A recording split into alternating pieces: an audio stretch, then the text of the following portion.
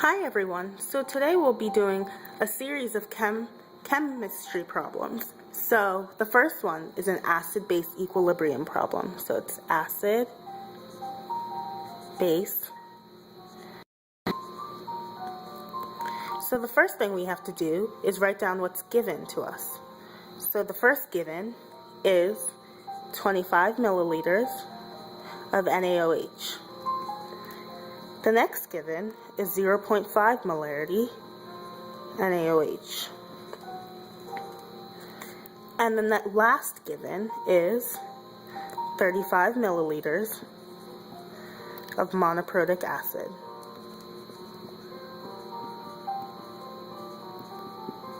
And we need to find out what is the volume of this monoprotic acid. So there's a very simple formula that can do all of this. So what we need is this formula. Let's move to the right side. M1 times V1 equals M2 times V2.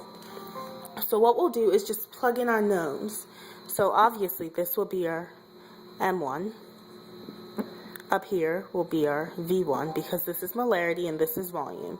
And what's this? This is our V2. What we're trying to find is the molarity of 2. So this is our V2 and this is our molarity of 2. So let's plug our knowns into the equation. The molarity of the first is 0.5 molarity, and of the volume of the first is 25 milliliters. This equals M2, which is what we're trying to find, times the volume of the second, which is 35 milliliters. So if you'll notice, all we have to do is rewrite this equation to solve. So M2 equals 0.5 times 25 all over 35. And if we bring out our calculator here,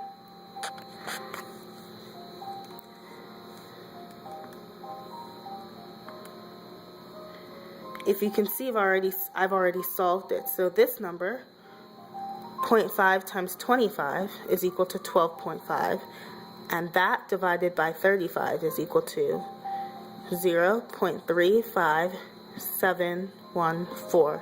Since we only need one sig fig here, it's going to be equal to 0.4 molarity. So the molarity of the monoprotic acid is 0.4.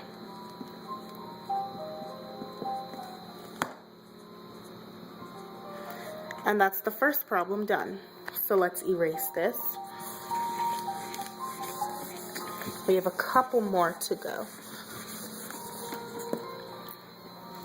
Our next problem asks us to find the chemical nomenclature. So here, we'll start off with 1, being the binary compound containing a metal and a nonmetal. So binary with 1 metal and a nonmetal.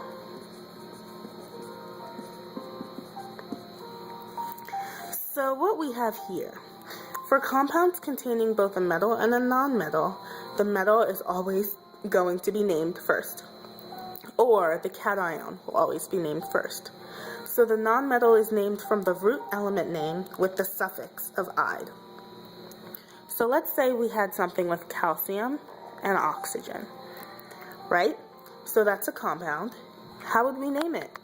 Well, we know that calcium, let's break them up, calcium and oxygen. So we'll start off, calcium is the cation, so it's Ca2+, and oxygen is the anion, so it's O2-.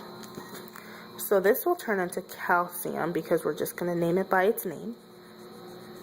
And this will be oxygen, but since it's the anion, it will be named oxide.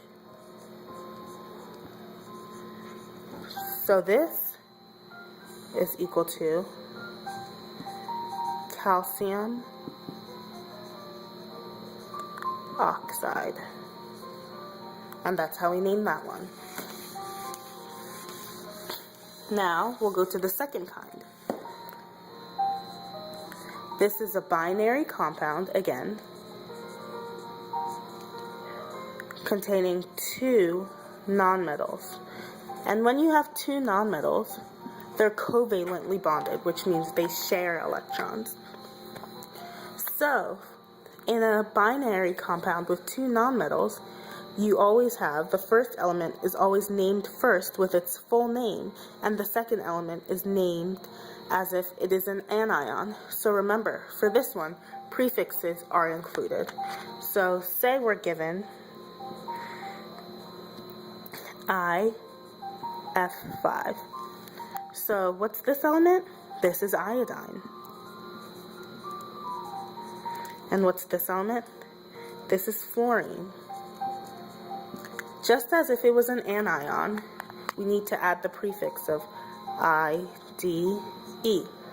So that would turn not into fluorine, but fluoride. And then we also have to remember that the prefixes are used to denote the number of atoms present. So here, the number of atoms present is 5. So the prefix for that is penta. So we're left with IF5 is equal to iodine, pentafluoride.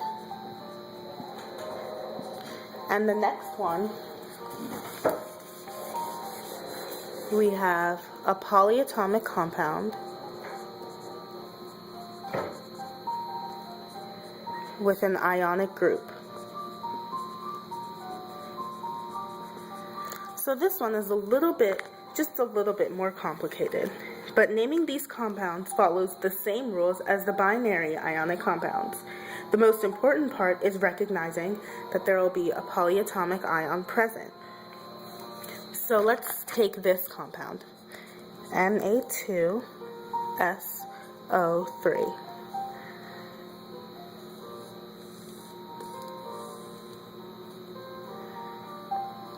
So, since sodium has a fixed oxidation state of +1, there will be no Roman numerals after the cation name. So there will be no Roman numerals when we're naming this compound. We also know that SO3, 2-, is the sulfite ion. So if we were to name this, all we need to know is that Na is sodium and this is sulfite. So if we wanted to name this, it would just be sodium sulfite.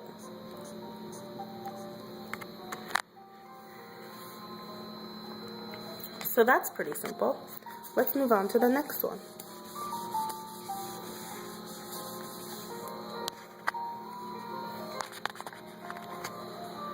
Now we have a binary with, I think I labeled the last one 2 when it was supposed to be 3, but this is number 4, binary without an oxygen. Okay, so this one, the name of the binary compound consists of 2 different words. The first word has 3 parts, so word 1 has 3 parts.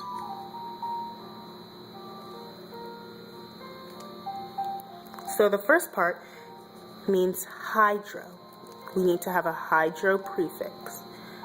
The second part says, well, we need to have the root of the nonmetal element. And the third part says we need the ic ending. So now that we have word 1 covered, word 2, this word will always be acid. So say we were to name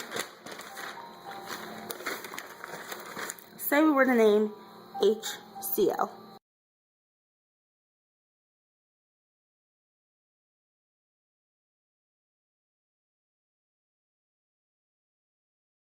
That we have. So we need hydro, then 1. The root of the nonmetal, which is this, is chlor. So hydro plus chlor, and we need the ic ending plus ic. And then the word 2 is always going to be acid. So this full name is hydrochloric acid. And that's how we would name HCl, hydrochloric acid.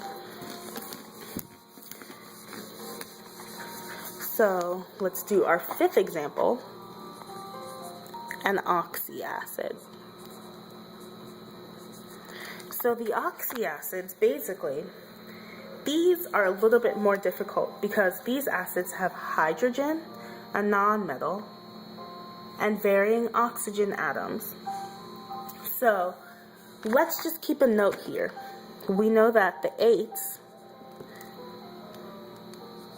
8 ions make up the ic acids.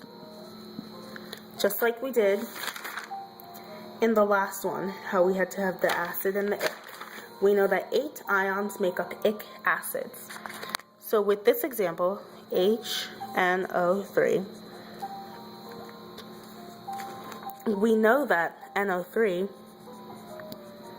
minus is equal to nitrate, the nitrate ion. So if we're just adding the H to it, what is this called? This is called nitric. Let me draw an arrow. This is called nitric acid. So that was simple. You really just need to pay attention to this note right here, that the 8 ions make up the ic acids. Our last problem today will be number 6 for hydrates. So an example would be CuSO4 times 4 H2O. So this is a lot easier than it looks to name. We know that Cu equals copper, and just keep in mind it's a transition element. We know that SO4 equals sulfate. This should be 2 minus. Equals sulfate. And now we just need to know our prefixes for the number of water molecules. We have 4 water molecules. So what's that? That's penta. So 4H2O equals pentahydrate.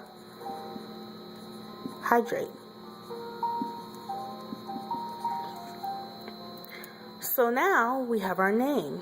Keep in mind, again, this is a transition element. So our name will be copper. And because this is 2 minus, Cu has to be 2 plus to make an overall charge of 0. So we need to put 2 in the Roman numerals, copper 2, sulfate, pentahydrate.